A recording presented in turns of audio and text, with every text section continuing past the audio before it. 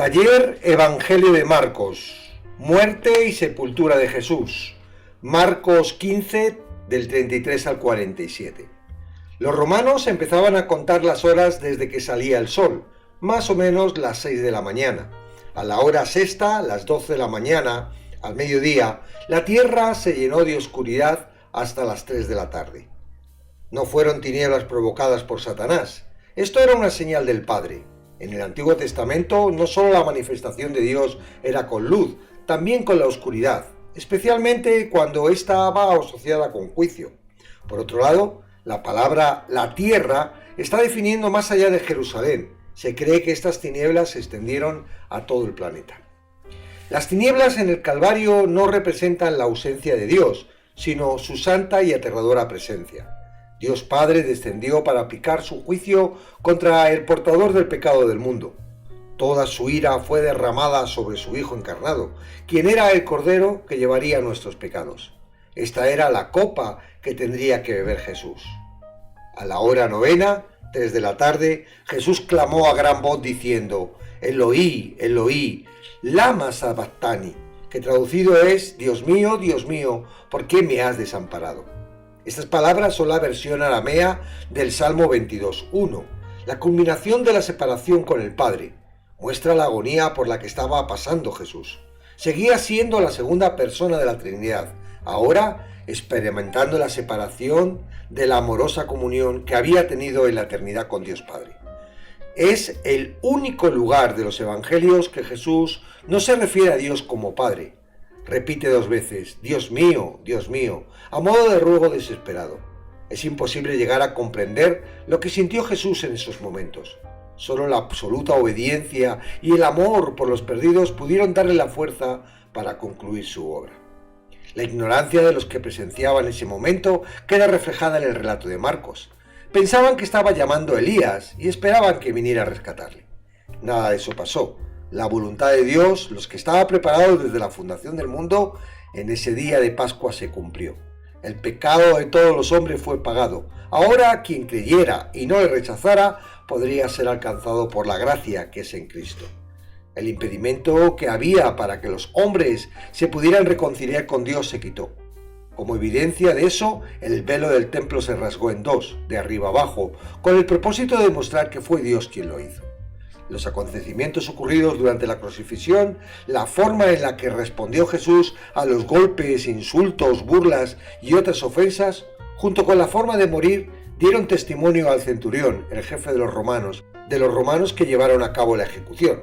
La forma de referirse a Jesús era el Hijo de Dios. Es la primera vez que sale de la boca de un hombre. El Padre la expresó en el bautismo de Jesús y en la transfiguración. Los demonios la hicieron en varias ocasiones. Ahora era un gentil el que reconocía y daba testimonio de quién era realmente Jesús. Los apóstoles, excepto Juan, habían huido y no se encontraban en el lugar donde fue crucificado. Quienes no lo abandonaron fueron las mujeres, que de lejos presenciaron todo. Marcos destaca a María Magdalena, María, la madre de Jacobo, también llamado hijo de Alfeo, y Salomé, hermana de María, madre de Jesús, y madre de Jacobo y Juan. No hay lugar a dudas del papel importante que realizaron estas y otras mujeres en el ministerio de Jesús, creyendo en él y sirviéndole. Al llegar la noche, conocemos por otros evangelios que los principales sacerdotes no querían que quedase en las cruces los ejecutados para el día siguiente, que era el día de reposo. Por ello, los romanos aceleraron la muerte de los crucificados rompiéndole las piernas, menos a Jesús, que ya estaba muerto. José de Arimatea fue la provisión que preparó Dios para que Jesús fuera sepultado en una tumba digna. Por lo general se echaban a los muertos en fosa comunes.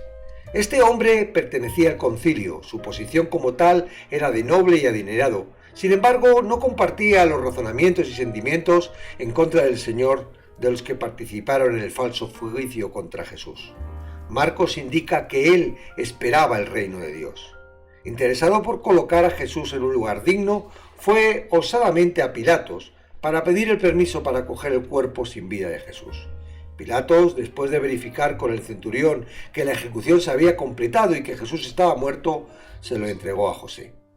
Jesús murió como un delincuente, con la muerte más despreciable que había en estos tiempos. Así tuvo que pasar para que la paga del pecado se saldase. Ahora Dios proveía un entierro de un rico, una sábana nueva y un sepulcro que no había sido usado con la seguridad para que no fuese saqueado. Que las mujeres observaran dónde ponían el cuerpo de Jesús es la demostración que no se equivocaron el domingo cuando fueron para colocar las hierbas aromáticas que habían preparado. Muchos quieren hacer creer que se equivocaron de tumba y por eso la hallaron vacía. Este argumento no tiene sentido.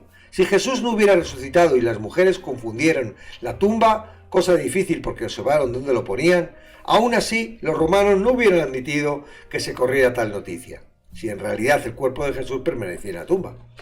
La muerte fue la paga. Ahora faltaba la confirmación de que había sido eficaz para destruir a la muerte con la resurrección. Muchos viven una vida de fe enfocada en el sacrificio de Jesús. Es cierto que sin la muerte hubiera sido imposible proporcionarnos la salvación, pero la muerte sin la resurrección hubiera sido como la de cualquier otro mártir. Si Jesucristo no hubiera sido quien el Padre testificó, los demonios conocieron, las señales demostraron y él mismo dijo en el juicio, después de muerto seguiría en la tumba. Sí es necesario predicar su muerte, pero es más necesario indicar que él ahora vive y que hace vivir en él a todos los que creyendo son salvados por su palabra. La cruz ahora está vacía, al igual que la tumba. Cristo vive y viene para reinar junto con su iglesia.